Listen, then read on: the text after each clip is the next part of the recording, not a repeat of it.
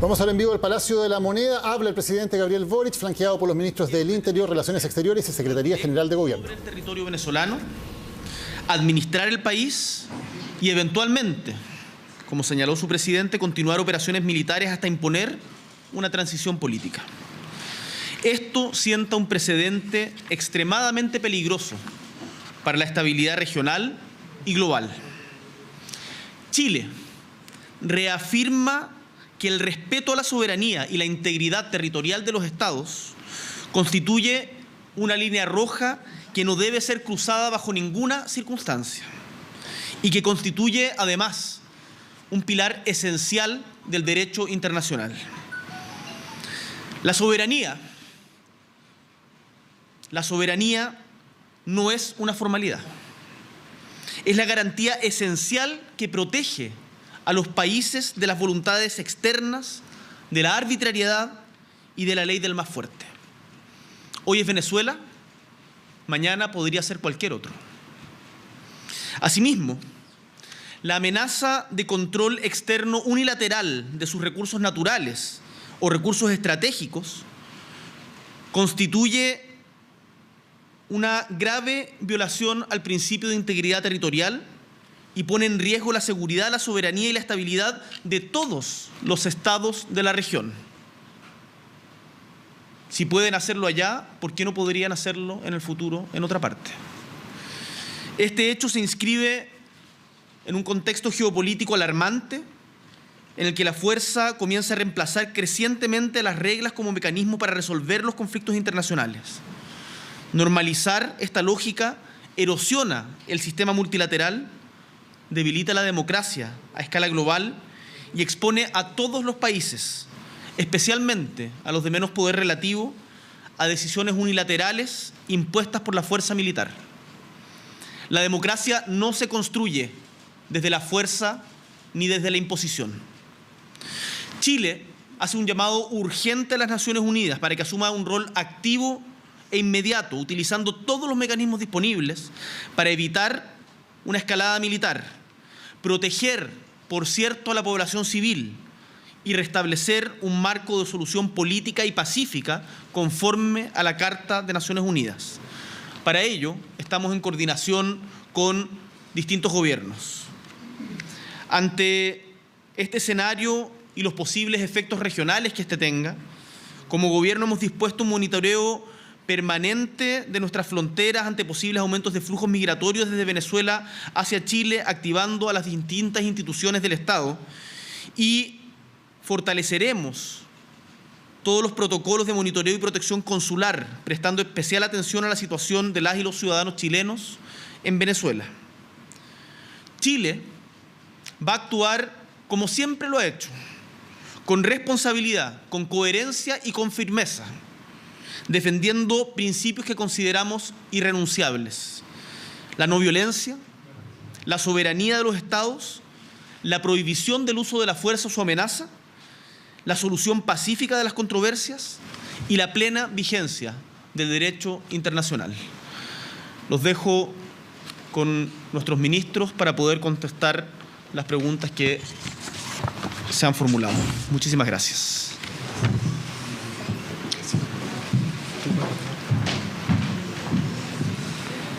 Claveren va a recibir las preguntas de la prensa. Buenas tardes. Pregunta para el señor canciller. A pesar de que ya no tenemos relaciones diplomáticas con Venezuela y nuestras sedes diplomáticas están cerradas, y en base a lo que dijo el presidente recientemente, ¿han tenido contacto con ciudadanos chilenos en Venezuela? ¿Han habido víctimas producto de estas situaciones ocurridas esta madrugada? ¿Qué balance puede hacer al respecto? Bueno, hemos dispuesto la apertura de una línea de atención especial para nuestras ciudadanas y ciudadanos que se encuentran en territorio venezolano. Hasta ahora no hemos tenido noticias de situaciones complejas en las que pueden haberse encontrado, Estamos obviamente en contacto también a través de nuestra embajada en Colombia, que se ocupa, digamos, informalmente de la situación de nuestros connacionales en Venezuela, y hasta ahora, afortunadamente, no hemos tenido ninguna información respecto de alguna situación realmente compleja en que lo que los puede haber afectado personalmente. Precisamente pueden acercarse los ciudadanos nacionales a la Embajada de Colombia, ¿alguna otra embajada también? Bueno, se pueden acercar y pueden utilizar obviamente las vías que están abiertas. Tenemos una línea telefónica especial justamente a disposición de las personas que deseen utilizarla, y también por vía de redes sociales. Nuestra Dirección General Consular está absolutamente pendiente de eso, hay instrucciones muy claras y tenemos, digamos, a nuestros especialistas también movilizados para atender cualquier necesidad que pueda surgir. Canciller, preguntarle si esta situación podría abrir las puertas para retomar relaciones diplomáticas con Venezuela. Bueno, la verdad es que no queremos adelantarnos a la situación en estos momentos. Digamos, el cierre de los consulados nuestros en Venezuela, habían 2 consulados, uno en Caracas, el otro en Puerto Ordaz, fue resultado de una petición del régimen venezolano. Digamos, si hubiera dependido de nosotros, obviamente hubiéramos mantenido abiertos la atención consular, porque para nosotros justamente las necesidades de nuestros ciudadanos son un elemento esencial del trabajo de Cancillería. Y para el ministro del Interior, si pudiera contestarme si se va a disponer de algún tipo de medida en las zonas fronterizas a raíz del posible movimiento de venezolanos que podríamos esperar aumente en el norte, ya sea de forma regular o irregular. Bueno, sobre ese punto nosotros hemos elaborado planes de contingencia ante el eventual aumento de flujos migratorios, ya sea para salir de Chile o para ingresar al país. Y en ese contexto, obviamente el detalle específico se mantiene en reserva porque estamos hablando de zona fronteriza, pero se han realizado las coordinaciones tanto con las Fuerzas Armadas a través del Estado Mayor Conjunto como con las policías, el Ministerio de Defensa en un caso y el Ministerio de Seguridad en el otro. Y adicionalmente están disponibles los aumentos de dotación que sean necesarios para lo que son los flujos regulares para el control fronterizo correspondiente. Estamos monitoreando la situación. Hasta ahora no ha habido ningún cambio en flujos migratorios respecto de la misma época del año, el año pasado, o respecto de los días anteriores. Pero tenemos un plan de contingencia que, conforme al monitoreo, se va a implementar de acuerdo a las necesidades. Lo más importante es que se preste el servicio como corresponde y se vele por la seguridad de la frontera, porque no debemos olvidar que el año 2021 y en el verano del 2022 teníamos fronteras descontroladas como efecto de las medidas que ha adoptado el gobierno, particularmente el despliegue de las Fuerzas Armadas y la inversión que se ha hecho en tecnología.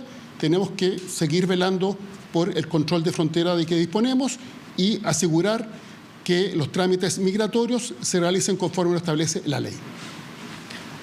Ministros, ministras, buenas tardes. ¿El presidente Gabriel Boric o alguien del gobierno ha tomado contacto con otros mandatarios o representantes de gobiernos de la región para coordinar o tomar alguna medida en conjunto frente a lo que está ocurriendo en Venezuela?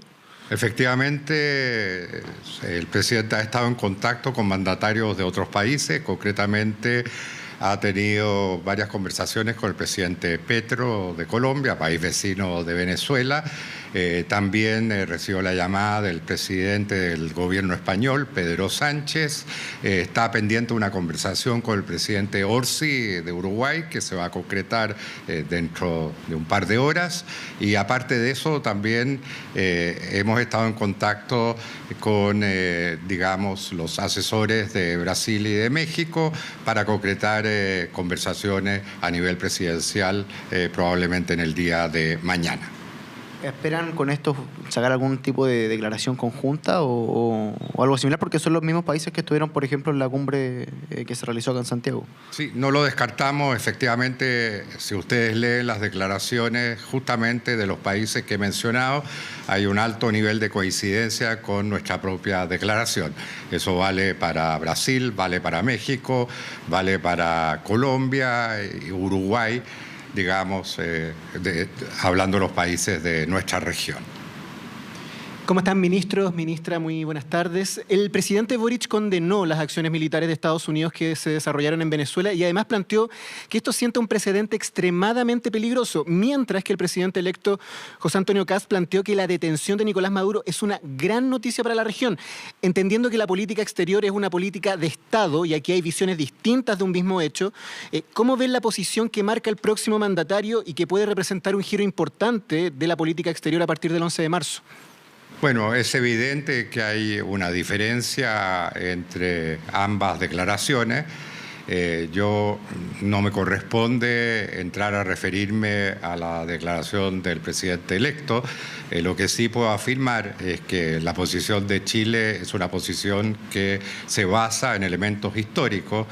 Chile siempre ha expresado su rechazo al uso de la fuerza, también en el continente latinoamericano hay una serie de eventos en los cuales se manifestó esa posición. Creemos que eso es parte de una política de Estado y justamente creemos que es importante preservar esos principios en materia de política exterior. Canciller, en ese sentido, ¿no hay una preocupación de que los esfuerzos que se estén haciendo por estas horas para unar posiciones con gobiernos progresistas quizás finalmente vaya a ser dejado de lado a partir del 11 de marzo con la nueva administración? Bueno, no quisiera especular sobre esa posibilidad. Este gobierno se mantiene hasta el día 11 de marzo y obviamente vamos a mantener nuestra posición histórica, tradicional, en lo que respecta a esta situación. La misma política que ha adoptado Chile durante estos años de administración del presidente Boric, considerando los esfuerzos en materia bilateral con Venezuela, multilateral también con otros países, los llamados al diálogo, las instancias internacionales también, donde Chile ha abordado la crisis que se vive en Venezuela. ¿Hay alguna autocrítica por parte de nuestro país, siendo parte de un bloque progresista, de no haber encontrado una solución a esta crisis en estos años y haber dejado espacio para que finalmente el presidente Trump, por medio de la fuerza, busque una solución? Bueno, lamentamos efectivamente este desenlace de la situación. Chile siempre ha abogado por una transición pacífica en Venezuela. La posición nuestra respecto del régimen de Maduro es bien conocida. El presidente Boric fue uno de los críticos más duros de la dictadura de Maduro y nosotros hemos tratado muchas veces de poder ejercer un papel de mediación para dar una solución pacífica y generar un proceso de transición pacífica a la democracia en Venezuela. Lamentablemente eso no fue posible, eso no dependió de nosotros, tampoco de algunos otros países de América Latina que compartieron este mismo esfuerzo y lamentablemente al final se produjo el desenlace que estamos lamentando. Hasta ahí las palabras del canciller Alberto Van Claveren, también del presidente Gabriel Boric, quien ha tenido palabras bastante claras, bastante duras para calificar lo que ha ocurrido durante la jornada de hoy. Ha dicho el presidente Boric que el respeto a la soberanía es una línea roja, que hoy es Venezuela, refiriéndose a que ha sido objeto de un ataque militar de Estados Unidos, pero que mañana podría ser cualquier otro y que lo que ha ocurrido pone en riesgo a todos los estados de la región.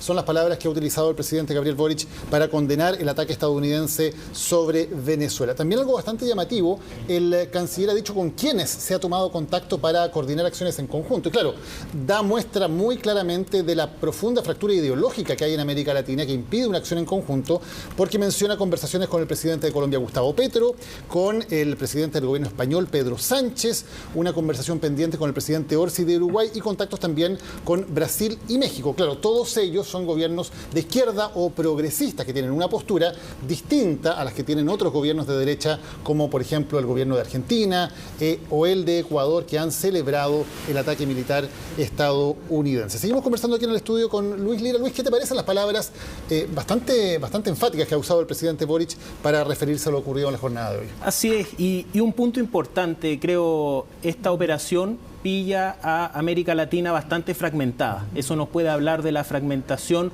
política del continente en los últimos años. Las instancias de integración están en un punto muy bajo. Vimos como en los últimos años ya fracasó UNASUR, luego PROSUR, que tenían un tinte ideológico. Se ponen todas las esperanzas en la CELAC, que es como la instancia potente de diálogo, pero ya incluso antes de fin de año ya había tenido cierta falencia con cierto fracaso de la cumbre entre la Unión Europea y los países de la CELAC.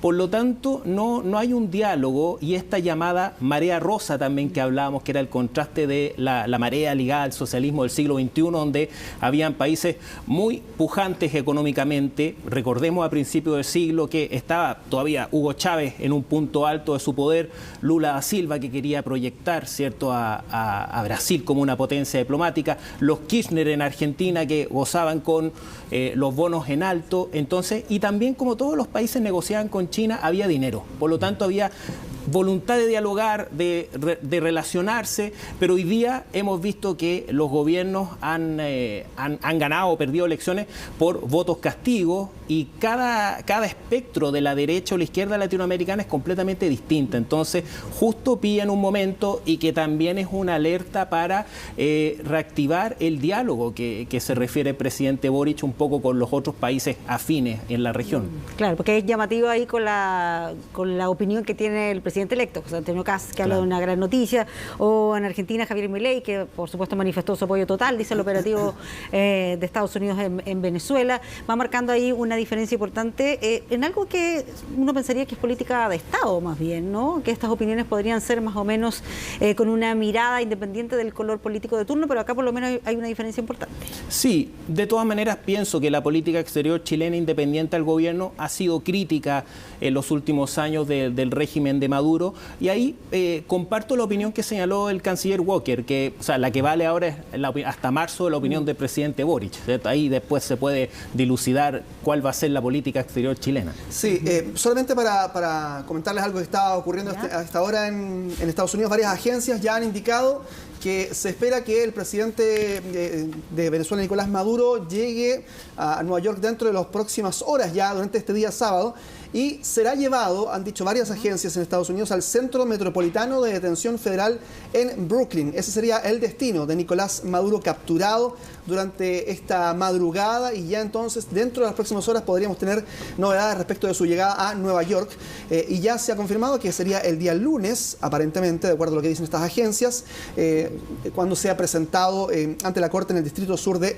Nueva York. Así es que ¿no hay una estimación todavía de cuándo podría llegar o a qué hora podría llegar? No, solamente se menciona que es este sábado, o sea, está dentro del margen de estas próximas horas. Que por ahora la imagen que tenemos, recordemos, es aquella, ¿no?, de Nicolás Maduro a bordo del Uwa Jima, el buque anfibio estadounidense que habría participado en esta operación de captura, y es la imagen que ha sido difundida hasta ahora por el gobierno estadounidense del dictador venezolano luego de su captura. Así es. Y volviendo también un poco a la conversación y a las preguntas que se le hacían al propio presidente allí en algún momento, tienen que ver con precisamente algo que se ha mencionado mucho en estas últimas horas, y tiene que ver con algo que hay analistas que evalúan como un fracaso de los sistemas latinoamericanos de críticas, de rechazo a la gestión del régimen de Maduro, y justamente lo comentábamos, ¿no? Aquí los gobiernos progresistas, cuánto pudieron haber hecho y que finalmente tampoco pudieron hacer lo suficiente para que esta solución no fuese la última, ¿no? Allí se ha hablado mucho, en términos incluso más rigurosos, de un fracaso del sistema latinoamericano y de los países que intentaron hacer algo y que finalmente no lo lograron. Sí, mucho se critica, sobre todo a las declaraciones de esta mañana, ¿cierto?, tanto de Luis Ignacio Lula da Silva, de Claudia Sheinbaum, donde ¿por qué no se produjo un diálogo previo teniendo presente, ¿cierto?, el movimiento de tropas, el movimiento de buques, ya que se percibía en los últimos meses? Ahora, de todas formas, ¿cierto?, frente a una solución armada como la que tomó Estados Unidos, el continente no tiene mucho que hacer. O sea, ahí, de hecho, en el mismo anuncio de la tarde, ¿cierto?, Donald Trump se ufanaba de los logros de Estados Unidos como el ejército más poderoso del mundo, y eso es verdad. Eso es verdad. O sea, ante una acción unilateral de esa forma, Y si aunque se hubiese querido, la verdad que de esta parte del mundo no hay mucho que hacer. Recordamos, hoy día el mundo se divide en dos grupos, los que mandan y los que somos mandados. O sea, ante eso, y menos si no hay diálogo también, que es otra cosa importante, si no hay diálogo entre nosotros, muy poco, nada se puede hacer. Luis, este por cierto ha sido el acto más violento de la intervención estadounidense en América Latina durante este año. Hablamos de este corolario Trump, de la doctrina Monroe, lo